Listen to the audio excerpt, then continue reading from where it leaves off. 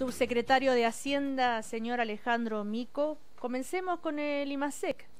Marca 0. Buenas tardes. Buenas tardes. No sé si son tan buenas para el gobierno, pero bueno, 0,3% se ubica bajo las proyecciones. Primero, ¿por qué? Y segundo, ¿qué tan grave es para el país? A ver, como lo dijimos la otra vez, siempre los IMASEC son datos muy puntuales, que son un poco más, como se dice, más volátiles, es decir, que pueden estar más o menos en el rango. La verdad es que teníamos la proyección, el mercado esperaba algo de 0,6, esto es 0,3, algo más bajo. Mire, yo creo que aquí lo que hay que mirar, recordemos que el mes pasado tuvimos un IMASEC más alto de lo esperado. Yo creo que las condiciones, esto no marca un cambio de tendencia de lo que teníamos presupuestado.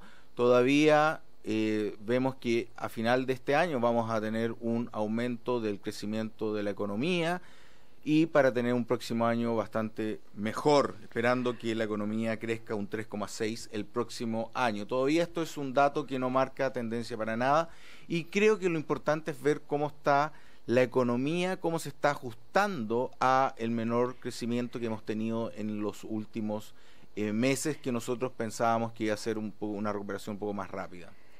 Alejandro Mico, ¿alguna vez vamos a escuchar de parte de un gobierno y de una autoridad decir, sí, nos fue pésimo, esto es terrible, lo estamos haciendo mal, o algo así? ¿O siempre hay una respuesta? No, a ver, quiero ser claro en esto. Jamás lo escucharás. No, no, lo que hay que decir, pero hemos sido, no, lo hemos dicho, el ministro lo ha dicho, que la economía ha andado más lento este año de lo que esperábamos. Eso lo hemos dicho varias veces y en eso estamos todavía pensando, esto está dentro del margen de las estimaciones de crecimiento que tenemos de los últimos meses. Esto tomando en cuenta de que estas estimaciones son más bajas de las que teníamos a comienzo de años. Eso es importante y lo hemos dicho hace tiempo. La desaceleración ha sido un poquito más prolongada de lo que esperábamos a comienzo de año. Y eso es importante decirlo, aquí nadie quiere, esto ha sido también algo que se ha visto en todo el mundo, toda Latinoamérica, ha sido más lento de lo esperado. Esto no nos quita de que tenemos que estar trabajando fuertemente para que esta economía empiece a repuntar o a acelerar su crecimiento a finales de este año. Claro, el ministro de Economía dijo no es una buena cifra y no nos deja contentos, pero yo le quería preguntar al subsecretario, nos están oyendo y dice, bueno, pero chuta, ¿y qué va a pasar con nosotros?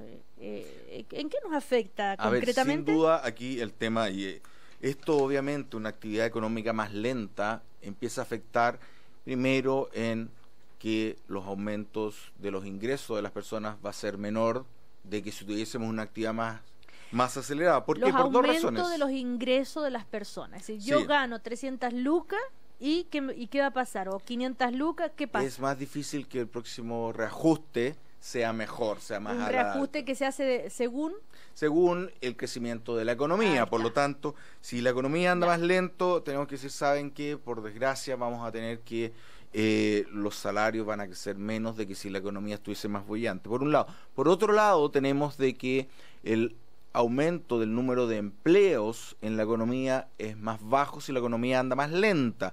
Y todos sabemos que siempre va entrando gente al mercado laboral, porque hay más gente joven entrando. Y eso hace que el desempleo esté más alto de lo que teníamos años anteriores. Mientras más lenta ande la economía, el crecimiento del empleo es más lento. Ahora, este 0,3% es lo que se mide en agosto. Es lo que es el último dato que tenemos desde agosto. Entonces falta septiembre todavía. Claro, falta septiembre, que esperemos que sea un poco mejor. Pero aquí lo importante, más allá de hablar mes a mes, creo que mantengo la convicción de que esta economía está haciendo un ajuste sano. ¿Qué significa esto para la gente? Que a finales de este año vamos a ver que el crecimiento de la economía va a empezar a repuntar y el próximo año va a ser mejor, bastante mejor de lo que está haciendo este año. ¿Y por qué lo digo? Porque esto no es solamente de buena voluntad. Me dirán, un auditor, ¿qué me importa lo que crea este señor? Deme datos, o en base a qué yo tengo esta idea más optimista. Porque lo hemos hecho bien en términos, primero, cuando una economía sufre una caída de la demanda externa, es decir, que los chinos nos quieren comprar menos cosas, tenemos que ajustarnos a nuevos productos. Los chinos tienden a comprarnos muchas materias primas, cobre. Si la demanda china está más baja, tenemos que ajustarnos a producir otras cosas para otras partes del mundo. Y para que la gente empiece a producir otras cosas, lo que se requiere es que haya un cambio en los precios y en particular del tipo de cambio. El tipo de cambio se ha depreciado bastante en el último tiempo y eso es bueno porque da señales claras a que nuevos sectores pueden empezar a exportar. Si uno va más al sur, la gente que es productora de bienes agrícolas está en una situación bastante mejor ahora porque el tipo de cambio lo está favoreciendo. Están felices, deberían compartir algo con nosotros, esa felicidad, y pasarnos quizás, mandarnos algunas cositas de comida. Ahora, lo otro importante es que el Banco Central está haciendo su pega también, ha bajado la tasa. ¿Qué significa esto? Que vamos a tener que el crédito esté más bajo. Las tasas de crédito están bajas y han bajado un poco más en el último tiempo con los anuncios del Banco Central. Y por último, cuando la economía privada anda un poco más floja, hay que hacer un estímulo de demanda por el lado del gobierno. Y eso es lo que ha sido anunciado con el presupuesto de la Nación, que es un presupuesto que crece en 9,8%, es un número importante, lo cual genera una demanda por bienes privados. ¿Y cuándo se materializa esto? Más el próximo año. Por lo tanto, soy optimista porque las tres políticas macro están funcionando bien. Tipo de cambio, tasa de interés y gasto fiscal. Estamos conversando con el subsecretario de Hacienda, Alejandro Mico, que hemos hace unas 2 semanas tratado de tenerlo aquí para que nos explique cómo va a funcionar todo con esta reforma tributaria, que recordemos es una de las más importantes, si no la más importante de la época de Erwin. No, desde antes. Desde antes inclusive. Bueno, por eso es tan importante conocerlo. Algunas la comparan con la reforma de Eduardo Frei, padre. Sí, Montal. El lunes pasado, cuando el subsecretario nos dio a conocer cuánto iba a aumentar el cigarrillo, los alcoholes, las bebidas, en fin, fue después noticia en todas partes, ¿no es cierto? Todo el mundo a partir de ahí empezó a comentarlo porque es poder entender qué nos va a pasar, qué va a cambiar en nuestras vidas con esta reforma tributaria, ¿verdad? Sin duda alguna. No me mire acá. Aquí ¿Qué tiene ahí? No, ¿Qué le pasa? Chocolate. No quiero pasar nada. Tengo unos papeles, unos torpeos. Pero sanos. Ese de allá. Aquí están los datitos. ¿Qué datito? La vez pasada yo le hice tuve una un rojo, tuve una mala. Sí, no, tuve porque yo le pregunta mala. No, en serio, yo le preguntaba al subsecretario, con esto de aumentar los impuestos, ¿cómo se llaman los impuestos estos? Correctivos, del alcohol, de las bebidas con azúcar y de los cigarrillos, ¿cuánto se recauda en total y qué significa eso? Porque decir, bueno, ¿y para qué? Entonces uno no dimensiona a veces, ¿no? Sin duda uno no dimensiona, de repente son montos muy grandes, son 815 mil millones de pesos. Estos son del orden de, así, de abuelo pájaro, 1.600... 1.600 millones de dólares, más o menos, así a un dólar de 500 pesos porque es más fácil para mi cabeza. Ya, pero hablemos en pesos. 815 mil millones de pesos se van a recaudar. No, eso es lo que recauda hoy día el tema de tabaco, por ejemplo, que era la pregunta que usted me dijo y me dejó botado ahí. Ya, y entonces ¿eso cuánto es? Eso es mucha. ¿Cuántos hospitales se pueden construir? Mucha plata. Un hospital de altísima complejidad, yo soy de Concepción, un hospital como mi padre me va a matar. ¿Por qué? Grau Benavente. ¿Por qué? Ese sí es el nombre del hospital regional de ¿Por Concepción. qué lo va a matar su papá? Porque mi papá es doctor de ahí, siempre ha trabajado ahí y se me olvidó el nombre. Ya. Se me está olvidando el nombre del Hospital Regional de Concepción, Grau Benavente. Grau Benavente, eso cuestan como 400 millones de dólares. Es de alta complejidad, grande. Y estamos hablando de 1.600 al año. Son 4 de esos. Eso es mucho dinero. Eso es lo que recaudamos hoy día. El aumento no es tanto, pero el aumento son como 300 millones de dólares, 350. Es casi un hospitalcito más. Bien, es mucho. Entonces lo que quiero decir, esta reforma a mucha gente me molestó, muchos amigos me molestaron, me dijeron, tú fumas y te tomas unas piscolitas y va a salir más caro. Y le dije, bien, pero más gente va a poder ir al hospital, y mejores hospitales. Entonces creo que es importante la gente sepa que esto, a nadie le gusta pagar impuestos, de ahí el nombre, pero es necesario para que todos tengamos un país mejor, para que todos tengamos la capacidad de poder ir a tener una salud para todos de buena calidad. Claro, un ejemplo, ¿no es cierto? Y además, esto de cuantificar, ¿no? Cuánto se recauda y eso a qué equivale, es una manera muy clarita de tomar en cuenta. Pero bueno, usted está aquí, señor subsecretario, para hablarnos hoy sobre qué va a pasar con la reforma tributaria y las micro, pequeñas y medianas empresas que pusieron el grito en el cielo al comienzo con esta reforma tributaria y, estas medidas que implican beneficios al ahorro, a la inversión, al capital de trabajo, a la liquidez de las micro, pequeñas y medianas empresas y una ayuda para su crecimiento. Sí. Ay, que suena bonito, ¿será tan así? Todo es bonito. En un día primaveral, oiga, como hoy día. El papel aguanta todo. No, pero... A ver, aquí, bueno, después... Lo bueno es que después hay que pasar el test del papelito cada 4 años. Si uno promete algo y no lo cumple, en las votaciones le pegan a uno en cierta parte para que se vaya para otro lado. Sí. A ver, claro, efectivamente creo que esto, y como lo han dicho todas las asociaciones de pequeños y medianos empresas, que en un comienzo no todas estaban a favor de la reforma, algunos más, otros menos, gente bastante que estaba en contra. Después salió todo el mundo saliendo en conjunto diciendo que esto era una reforma que realmente apoyaba a las pymes. Por ejemplo, dice, se reducen los costos y los tiempos de llevar contabilidad, beneficiando a cerca de 825.000 empresas con ventas bajo 1.200 millones de pesos al año. ¿Qué significa esto? Esto es, lo principal acá es hacer el tema de lo que se llama el 14 TER, que es para las pymes, y es como un verdadero, se llama un estatuto tributario para las pymes, donde el primer tema es el que tú mencionas. Primero es el tema de una contabilidad simplificada. Muchas veces cuando uno lleva un negocio, la contabilidad es un dolor de cabeza, ¿cierto? ¿Por qué? Porque hay complejidades como el tema del diferimiento de los gastos, un gasto se difiere, otro no se difiere, bla, bla, bla, complejo. ¿Cuál es la forma más simple de llevar una contabilidad? Es lo que hace la cuenta del panadero, el famoso panadero que siempre nos acompaña con sus cuentas, que dice, entraron 100, salieron 80. Diferencia, 20, eso es lo que gané, punto. La tributación simplificada es tal cual eso. Lo que se logra es lo siguiente, es decir, que usted lo único que tiene que hacer es un libro de ingresos y egresos.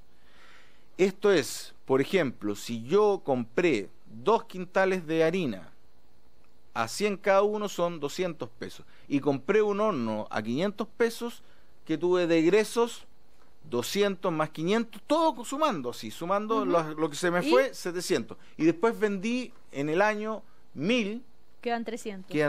Y es tan simple como eso. Y sobre eso, pero que esto es algo que es, primero, porque en este juego tan simple hay 2 cosas que son importantes a recalcar. Primero, la simplicidad, y segundo, que, si se dan cuenta, puse el gasto en el horno, que es una inversión en activo fijo, y el gasto en la harina, que es un gasto corriente para la producción, iguales, es decir, hay depreciación instantánea en jerga más técnica, quiere decir que al final del día la plata que te salga de tu bolsillo se considera como gasto, independiente que sea para comprar una maquinaria que en un régimen normal uno tendría que irla amortiguando de a poco. Esto reduce la cantidad de impuestos que tiene que pagar un pequeño. Segundo punto, en este mismo ejemplo, en el horno del panadero. El horno del panadero antes, para poder pasarlo a depreciación instantánea, tenía que hacerlo solamente si era un horno nuevo. Muchas veces nos dijeron, oigan, pero sabes que las empresas más pequeñas no compran máquinas nuevas. Ahora se puede depreciar una máquina antigua, usada, si uno la compra al igual. Esto es un punto importante para la pequeña empresa. Tercer punto, hablando de la contabilidad simplificada, todo en simple. Mucha gente decía, oiga, ¿sabes qué? Yo tengo que pagar impuestos sobre mis ingresos y menos mis gastos. Sobre esa diferencia tengo que pagar mis impuestos. Pero mis ingresos son muchas veces ingresos de papel. Ujú. ¿Por qué de papel? Porque es simplemente una factura que me entregaron que todavía no me han pagado. Gran dolor de cabeza, ¿cierto? El tema de pagar los PPMs, término más técnico, cuando no me ha llegado la platita. Ahora, por primera vez, vamos a hacer de que sean realmente ingresos recibidos. Ok. Esto es un tremendo cambio, aunque tú no me miras con cara de No. emocionada, pero deberías estar emocionada porque No, para sí, una pyme... estoy emocionada porque como ya le dije, no sé, a él le dije que iba a poner a vender, a fabricar empanadas. No, Ya, a mí no me dijo ah, nada ya. de la empanada. Ah, Me ya. dijo que me ibas a regalar una empanada Ya, primero. esa es otra cosa, ya. Pero no me ha llegado. Yo no quería me ha llegado. quiero hacer una micro pyme. Entonces, esto es contabilidad simplificada, es una de las ventajas, según ustedes, para los micro empresarios. Y pequeños. Y pequeños empresarios. Después, ¿por qué hablan de una tributación más justa? Porque aquí hay un tema bien importante, aclaramos que son cuando me llegó la platita, que justo es que yo pague los impuestos cuando me llega la plata, no cuando me hayan hecho una factura que no me han pagado todavía, eso es de mucha justicia. Segundo, eso también es válido para el IVA. El tema del IVA, mucha gente le dolía el dolor de guata al día siguiente, al día 15 del mes siguiente, o el día 5, se me olvida, estoy medio viejo ya. Uh-huh. Que uno tiene que pagar el pago del IVA y muchas veces no me han pagado. Para el caso del IVA se hace este cambio también. ¿Cómo muchas veces no me han pagado? Por ejemplo, yo soy el mismo panadero. Sigamos con el panadero. El panadero lleva y le lleva el pan a un supermercado. Le lleva el equivalente a 100 pesos en pan. Y el supermercado no le paga. Le paga, le recibe el pan, le dice muy bien, gracias por su pan, pero le dice te voy a pagar en 60 días. Entonces, ¿qué pasa? Dos cosas pasaban fuerte. Primero, era el IVA, porque recordemos en Chile, si usted compra algo, tiene que pedir su boleta o su factura, que es siempre importante. Y me llegaba a mí, el panadero le daban una factura. Impuesto Interno asumía que, como le habían dado esa factura, le habían pagado. Y le habían pagado por 100 pesos que había vendido en auto, claro, 120, 119. Había 19 pesos que eran IVA. Entonces yo tenía que pagar el IVA por una cifra que a mí no me han pagado todavía. No me han pagado todavía. Entonces solo voy a pagar el IVA cuando el supermercado me haya pagado 2 mi meses pan. de plazo extras le damos para ese pago de IVA. Y eso es muy justo. Y lo otro que es justo, y aquí te digo, es que yo no voy a tener que pagar en la gente que se acoja al 14 tera, este medio estatuto para pequeña 14 tera. Es más raro, lo que pasa es que cuando uno lleva... Es el artículo 14, tercero. Sí, tercero. Ya. Entonces ellos ya en la jerga... En la jerga del jergón. El 14 tera, ya. Entonces eso es lo otro que es interesante, es que para los pequeños pueden, si quieren, a partir del 2017, eximirse del pago de primera categoría y solamente pagar por su global complementario si es que son empresas de personas naturales.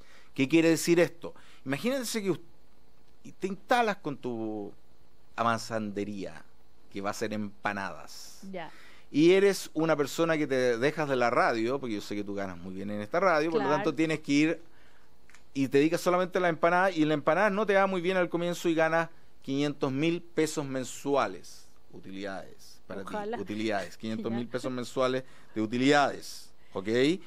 Tú no pagas con eso impuesto a la renta, porque las personas en Chile, si ganan menos de 500.000 mensuales, están exentos de todo pago de impuesto a la renta. Desde ahí para arriba uno empieza a pagar, más o menos. Todo esto es más o menos para hablar en números redondos. Por lo tanto, imagina que tú estás en esa condición, que vendiendo tus empanadas 500.000 y tienes el tema de que tú no deberías pagar impuesto a la renta, nada. Pero entonces, hoy día tú tienes que pagar el impuesto de primera categoría mes a mes, sí o sí. Con esto, si tú puedes optar a decir, ¿sabes qué? No quiero pagar el impuesto de primera categoría, que es un prepago de mis impuestos finales, porque yo sé que no voy a pagar tanto al final. Eso va para las pequeñas empresas, lo vas a poder hacer, y eso hace más justo, que al final le da mucho más liquidez a la pequeña empresa, lo cual, uno de los grandes problemas de las empresas pequeñas es la falta de liquidez para sus obligaciones. Porque aquí quiero ser bien claro, es importante que las empresas pequeñas no cierren por problemas de liquidez. Pero si una empresa pequeña es malula, no es muy buena vendiendo porque no le pega mucho a tiene que cerrarse, pues así es la vida. Y está bien. Si a uno no le pega algo, tiene que moverse, agarrar sus petacas e irse a otro lado. Estamos conversando con el subsecretario de Hacienda, Alejandro Mico, a propósito de la reforma tributaria en relación a las micro, pequeñas y medianas empresas. A través de distintas iniciativas, dicen ustedes, se buscará que cada persona pague lo que corresponda. La reforma tributaria reduce el monto máximo de ventas permitido para acogerse al sistema de renta presunta. ¿Sí? Eso es, renta focalizando la protección en los pequeños empresarios y evitando potenciales focos de elusión. Ya.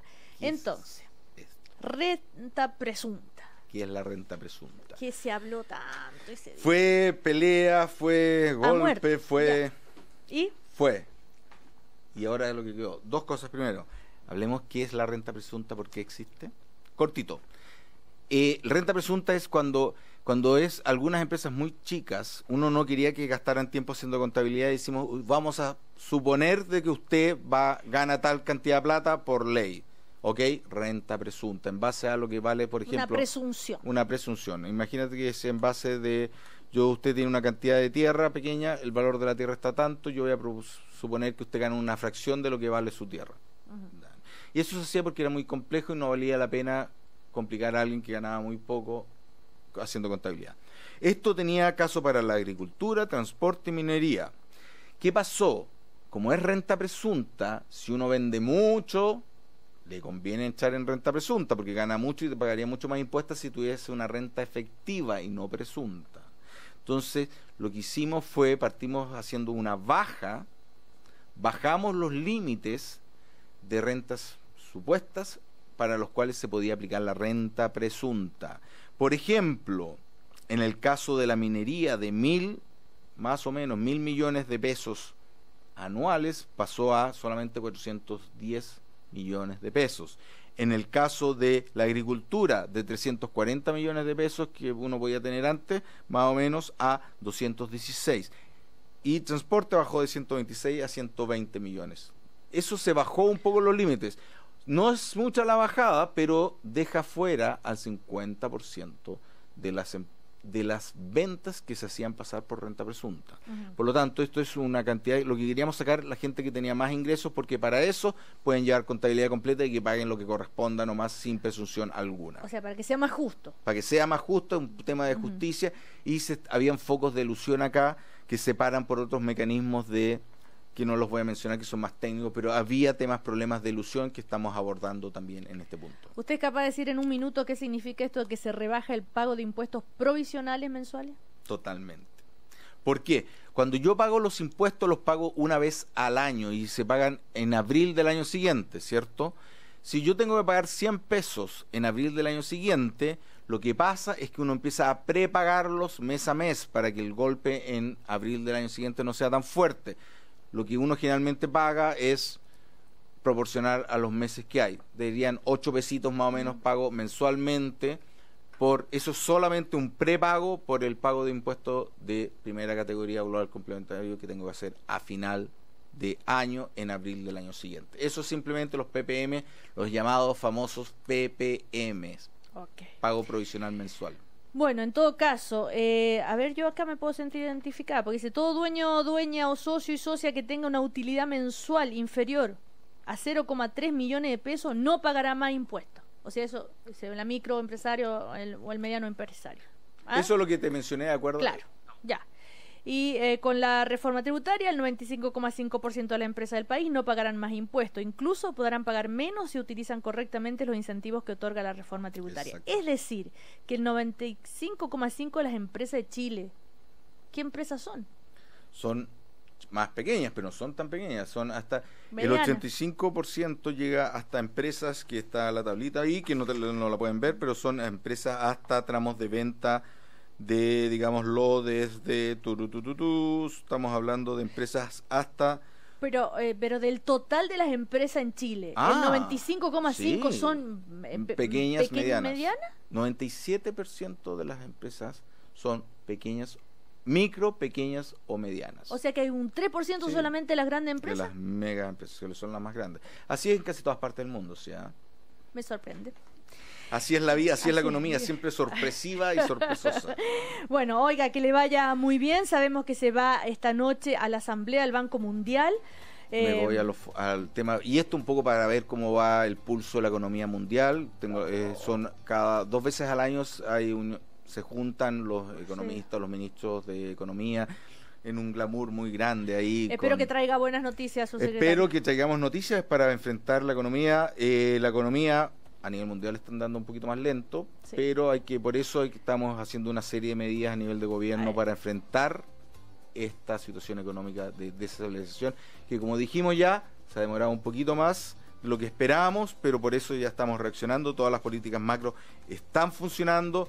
Esto me hace ser optimista para el próximo año, que la economía va a crecer bastante más de lo que es ahora. Vamos a crecer del orden de 3,6% el próximo año. Esa es nuestra proyección, bastante más alto de lo que estamos creciendo ahora, y esperamos que ya el 2016 lleguemos a el crecimiento de largo plazo de nuestro país y seamos todos felices.